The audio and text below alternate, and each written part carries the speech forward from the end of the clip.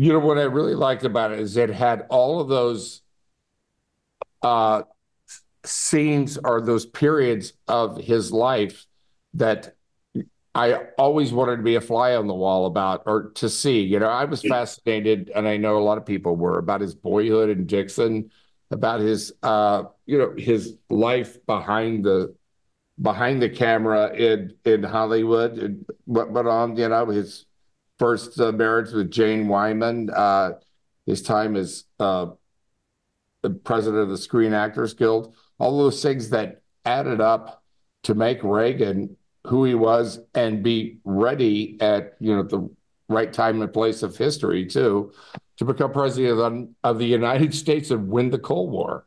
But I think there was a real hunger to really kind of learn about Reagan again.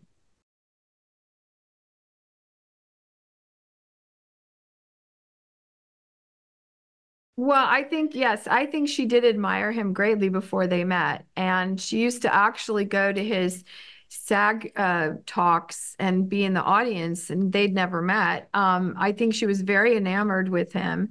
And to her, it didn't matter whether his career was on the rise or not. Really? Re- yes, honey. Um, and when she got the opportunity to meet him, because he was SAG president and a producer introduced them because there was a couple Nancy Davises.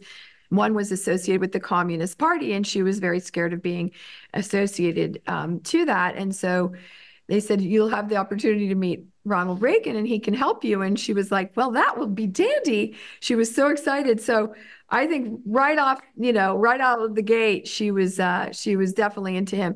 But she had to be patient because he had had a failed marriage. He was very torn up about it.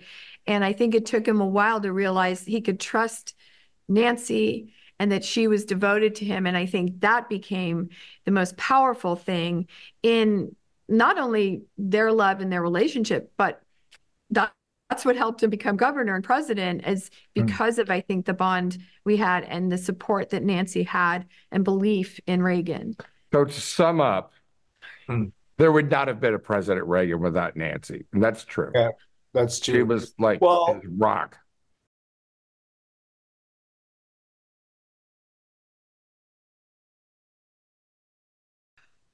Well, I mean, yeah, it's pretty devastating when you lose. And once again, there was Nancy to say, him living on the ranch, this Reagan ranch, very modest ranch. He loved horses. He loved building fences. But she was, yeah, he But was meandering around, and and living in retirement, really. And that really was not yeah, for he him. wasn't fulfilled. And But, I think he realized he had a purpose that was greater than what he was doing with his life. And she knew that. She could see that. And so it was Nancy that says, you need to go do this. This is your calling. You're a great man. And I believe that you can do this.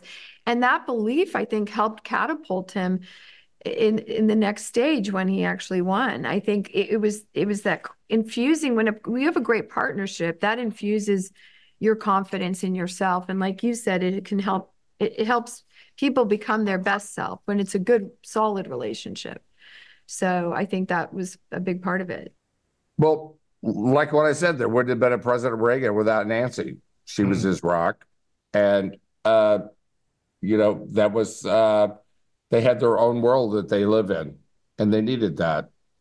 There was their privacy from the rest of the world. I think to also be in that position of being such a public figure and knowing there's somebody that you can trust that has your back. She was fiercely protective of him, and he knew that. And I think, and she was willing, she obviously gave up her acting career. She didn't care about being in the limelight. Of course, she wore her fancy dresses and was a fashion icon and all that. But I think at the end of the day, it was about him and being there for Reagan, for Ronald. And I think that's the beauty of the movie. I think that's the heart of the film, is seeing that love story. And the rest, is interesting and fun. But I think that's what made him what he became, other than, obviously his childhood and his mother and